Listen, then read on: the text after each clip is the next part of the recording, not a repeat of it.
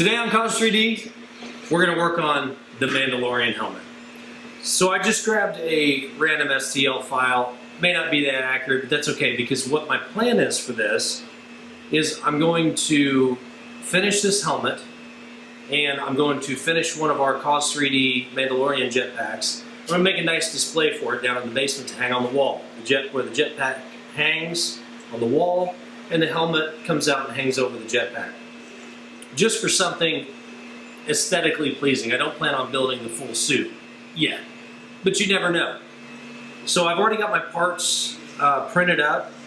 The small parts are all resin printed on my Elegoo, and the base of the helmet here, the main shell of the helmet, was printed on 0.3 on my Ender 5, and as you can see, it is rough, and that's okay because we're going to go through, we're going to sand it, we're going to paint some resin on this, make it nice and smooth, we're going to fill it, we're going to prime it, and we're going to come up with a cool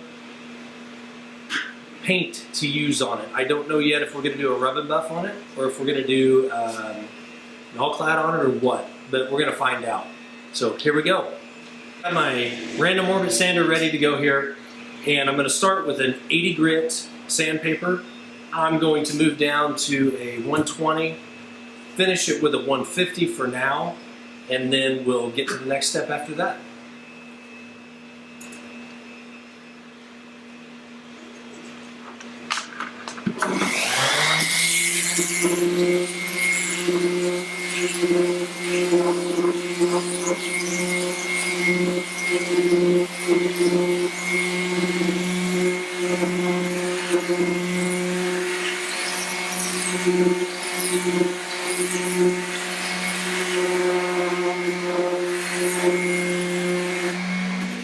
So at this point I've got half the helmet done. It's rough, that's what we want to start out with, knocking off all the high spots. So now I'm going to go back and I'm going to hand sand this with 80 grit as well before I move on to the next side.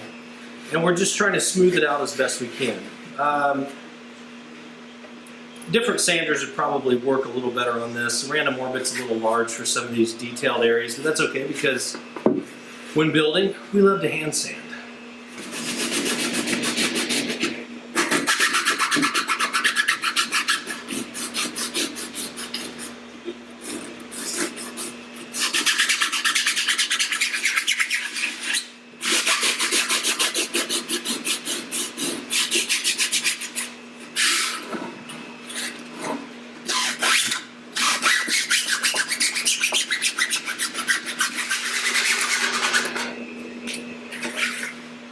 Alright, now that we've got half of it sanded, we're going to move over to a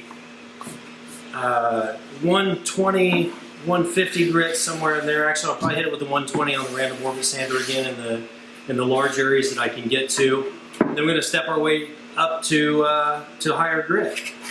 Once we get that done, I've got some cleanup to do on the inside, and I've got some cleanup to do around these edges where I had supports.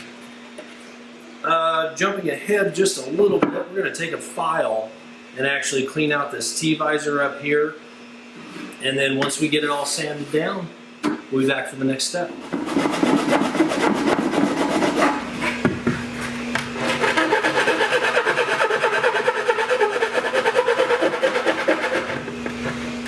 Alright, as I was working around the helmet, sanding it and so forth, I did notice there was a little bit of a separation down here on the back, and I wasn't happy with that. So before we get too far into the sanding, I'm going to do a quick trick here. I'm actually going to put some Bondo in here because the layer lines did separate slightly. There's no structural issues with it, but instead of trying to fill this later with something that could chip out or anything, we're just going to use some Bondo.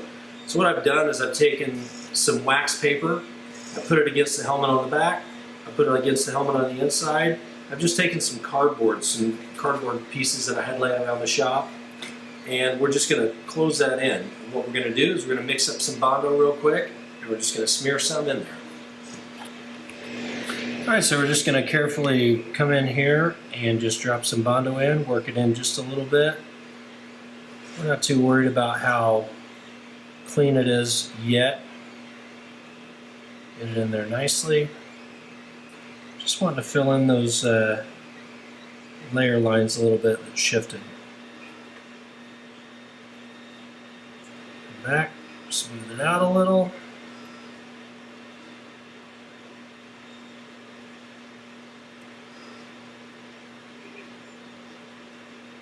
And we're going to let that harden for just a couple of minutes, and then we'll go to the next step with it.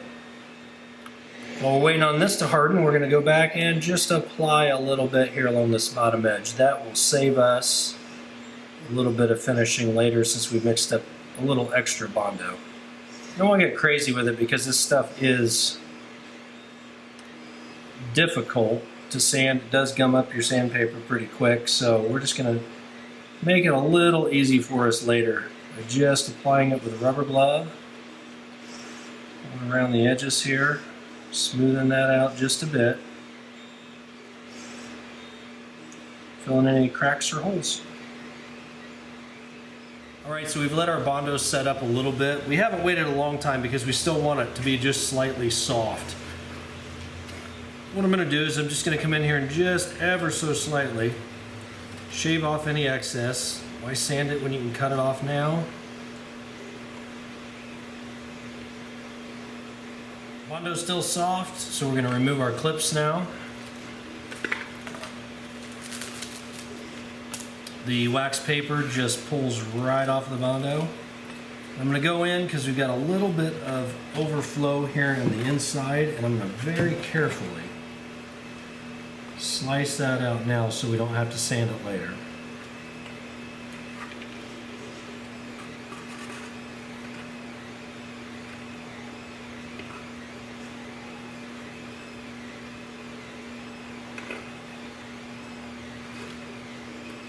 And just a little bit of squeeze through here. Let's check the back. Back looks pretty good. I don't mind sanding that out. There you go. Now it's filled in, and we can continue on with our sanding. All right. The next step is we're going to take our photosensitive resin, and we are going to paint it on there with a chip brush. I did put it into a small cup so that I don't drag any other stuff into the resin that I actually used to print with. And we're going to spread it on there relatively liberal. But we're going to be careful not to get it into any of these grooves or crevices here at the top. Runs, if we can avoid it, we will. If we get runs in it, it's all right. We'll be sanding it out later anyway. So we're just going to work it around, get it smoothed out just a little better after our sanding was completed. And this will give us a good filler in some of these cracks so we don't have to deal with them later.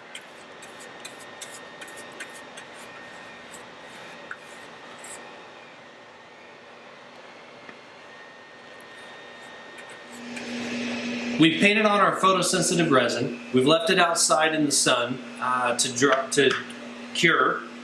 And at this point, I have also sanded after the photosensitive resin cured. I sanded with a 350 grit sandpaper, knocked down everything, got it nice and smooth, hand sanded it, and then I went back and put a coat of primer on it. So now we're ready to start the wet sand process. Pretty simple. You get some water on the helmet. Starting out, usually I started with a 500 grit sandpaper, maybe moved to 6. I'm jumping ahead today. We're going to go with a 6 because this is actually really smooth off the priming stage. So we're just going to take our time, let the sandpaper do the work, don't bear down on it. I'm just going to work it all around, getting in every little nook and cranny that we can here. And once we get done with our wet sanding here, we're going to grab a towel, we're going to wipe it off, and see how she looks. It's coming along pretty good. It looks alright. Unfortunately, with the Mando helmet, we've got to make sure that we are really smooth. Smoother than if you were doing a Boba or even a Django in this case. Because we're going to, whatever silver we end up applying is really going to show any flaws. Looks pretty good so far. So what I'm going to do is just continue with this side, the rest of the helmet, then I'm going to do my parts, and then we'll come back and take it from there. So at this point I've used 600 grit in this case, and I have wet sanded down the primer. Not really removing a lot of material because, as I said before, I got it really smooth before I got to this point with my resin. So now I'm just wiping it down, and the next step is we're going to go over to the paint booth and we're going to apply some black paint, and then we're going to do another set of wet sanding, and we'll be ready to apply our silver onto this and glue our other greeblies on, our pieces side ear caps on, and our back bed. So here we go.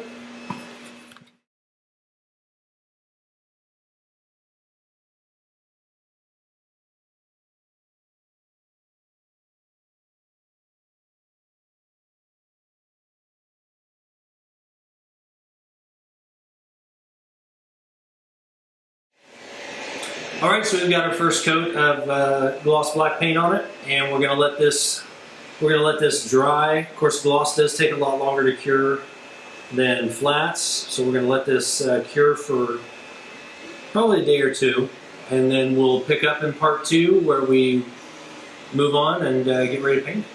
So stay tuned, make sure you like and subscribe. Thanks.